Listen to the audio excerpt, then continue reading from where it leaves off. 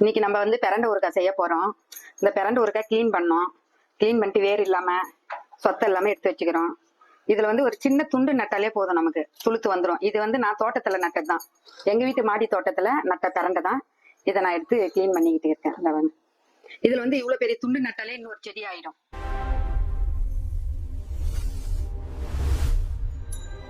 இப்ப பாருங்க, பிரண்டியை வந்து கிளீன் பண்ணி கழுவிட்டு சுத்தம் பண்ணி அந்த ஈரை இல்லாம தொடச்சிட்டு நம்ம வந்து பொடியா கட் பண்ணி வச்சுக்கிறோம். அதுக்கு தேவையான புளி ஊற வச்சு வச்சிருக்கேன்.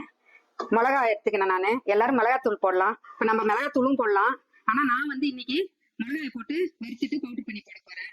வெந்தயம், கடுகு, பூண்டு இதை வச்சு நம்ம செய்ய போறோம். மிளகாய் வறுத்துக்கலாம்.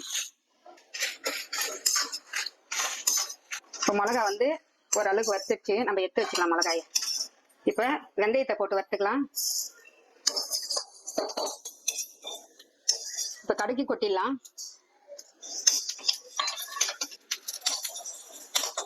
கடுகு வெந்தயம் பொரிஞ்சிச்சு, எடுத்துக்கலாம். இப்போ வந்து நம்ம எண்ணெய் ஊத்திக்கலாம். எண்ணெய் வந்து இது செக்கில் ஆட்டின எண்ணெய், நாங்க எள்ளு வாங்கி ஆட்டின எண்ணெய். நல்லெண்ணெய் ஊத்திக்கிறது இந்த ஊறுகாய்க்கு ரொம்ப நல்லா இருக்கும். எண்ணெய் காஞ்சிச்சு, நம்ம வந்து பிரண்டையை கொட்டிக்கலாம்.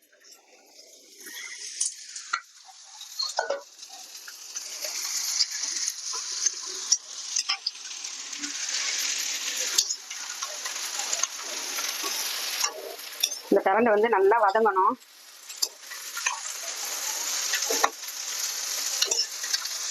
பிரண்டை கட் பண்ணும்போது கிளவுஸ் வச்சு கட் பண்ணுங்க. கிளவுஸ் போட்டு கட் பண்ணுங்க, இல்லைன்னா கை அரிக்கும். அதனால தான்.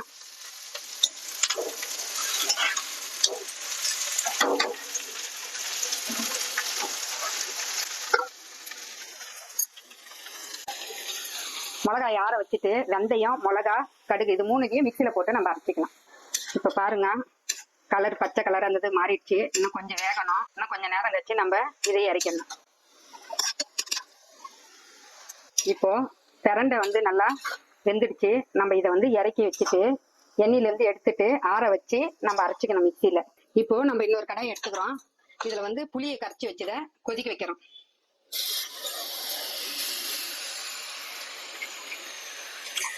பிரண்டை ஊறுகாய்னா கொஞ்சம் புளியும் உப்பும் ஜாஸ்தி போடணும். ஏன்னா அதுல அரிப்பு இருக்கும். அந்த அரிப்பு எடுக்கிறது வந்து புளி தான்.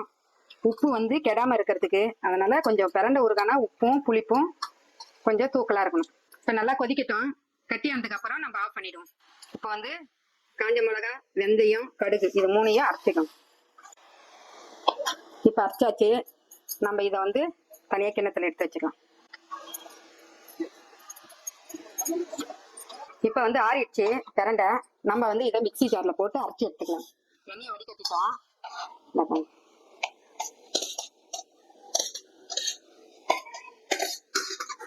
இப்ப நல்லா அரைச்சாச்சு. பிஞ்சு அந்த நார் இருக்காது.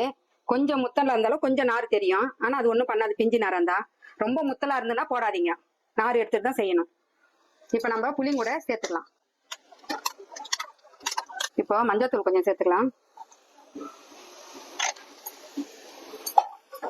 இப்போ போதும். இது எடுத்து நம்ம ஆற வச்சு இப்ப நம்ம அரைச்சி வச்ச மசாலாவை இது கூட கலந்துக்கலாம். ஆனா ஆறட்டும். இப்போ நம்ம பிரண்டை வதக்கணும்ல, அந்த எண்ணெய் இருந்தது. அந்த எண்ணெயை வேஸ்ட் பண்ணாம நம்ம திருப்பி இதுல தாளிப்பு கொடுத்துக்கலாம். இப்ப அதுக்கு தேவையான கடுகு போட்டுக்கலாம். இப்ப வெந்தயமும் ஜீரகமும் போட்டுக்கலாம்.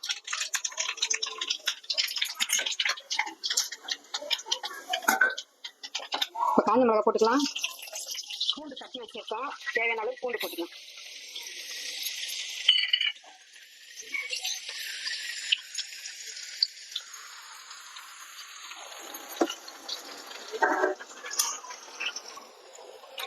இப்ப கழுவி வச்சுக்கிற கருவேப்பிலையை போட்டுக்கலாம்.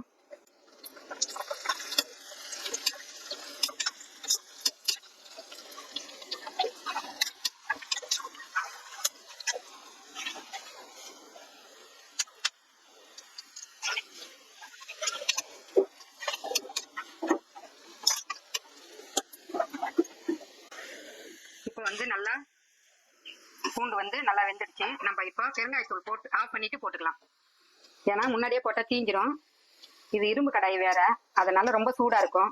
கொஞ்சம் ஆறதுக்கு அப்புறம் போட்டுக்கலாம் அந்த பெருங்காயத்தூளை. இப்போ வந்து நம்ம இதில் கலந்துக்கலாம். மிளகாத்தூள் போட்டுக்கலாம். மிளகாத்தூள், வெந்தயம், கடுகு இது 3 அரைச்சி வச்சுதான் நம்ம சேர்த்துக்கலாம்.